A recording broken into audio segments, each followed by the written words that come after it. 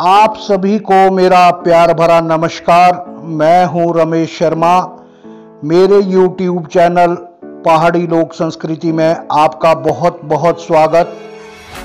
चलिए अब बात करते हैं टॉपिक की। आज का टॉपिक है, ऐसा क्या हुआ कि हमारी जो युवा पीढ़ी है वो बर्बाद हो गई। मित्रों, सोचने का विषय है कि इन दिनों देश का ही नहीं बल्कि दुनिया का प्रत्येक व्यक्ति परेशान है।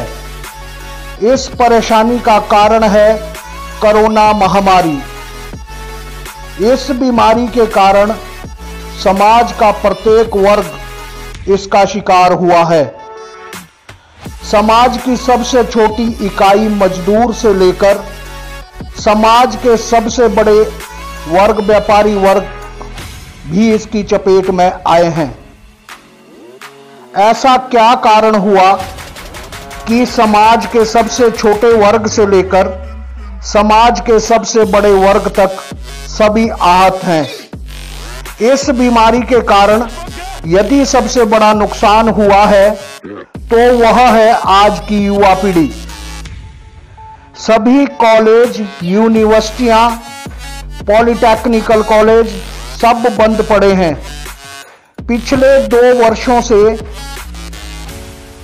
बच्चों की कोई भी पढ़ाई नहीं हो पा रही है, ना ही नियमित रूप से स्कूल कॉलेज खुल पा रहे हैं।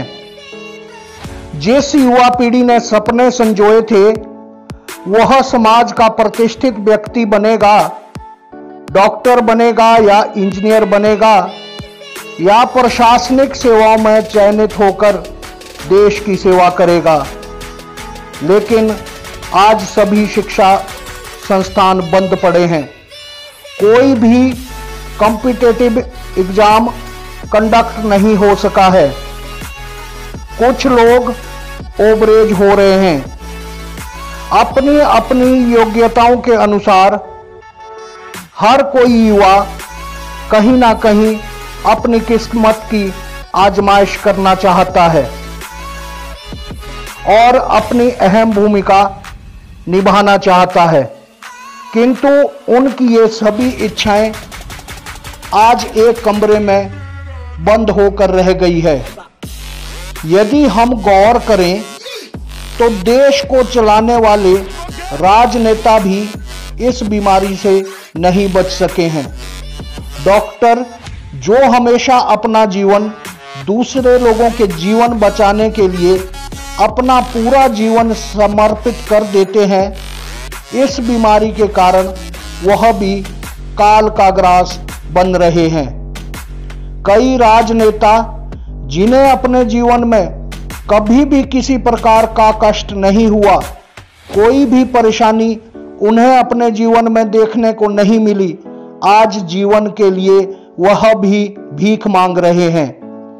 यदि हम अपने ही प्रदेश की बात करें तो सर्वोच्च पद पर बैठे प्रदेश के माननीय मुख्यमंत्री जी तथा अन्य कई नेता इस बीमारी से नहीं बच सके हैं और एक भिखारी जिसने कभी दहलीज पर कदम नहीं रखा और फुटपाथ तथा गलियों में रात्रि बिताता रहा, किंतु वह आज स्वस्थ है। देश की अर्थव्यवस्था को इस बीमारी ने तहस नहस कर दिया है। जब समाज के विशेष वर्ग, वृद्ध वर्ग से इस बारे जानकारी जुटाई गई तो उन्होंने बताया कि हमने अपने जीवन में कभी भी इस प्रकार का समय नहीं देखा है।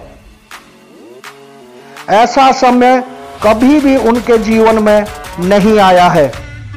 दुनिया की सबसे बड़ी सेवा रेल सेवा उनके जीवन में कभी भी बंद नहीं हुई। आज यह सेवा भी बंद पड़ी है। वायु सेवा तथा बस सेवाएं सभी बंद पड़ी हैं।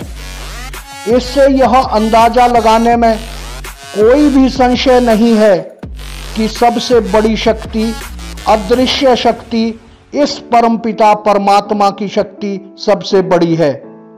इनसे बड़ी ना तो कोई शक्ति है और ना ही कोई डॉक्टर तथा वैज्ञानिक है।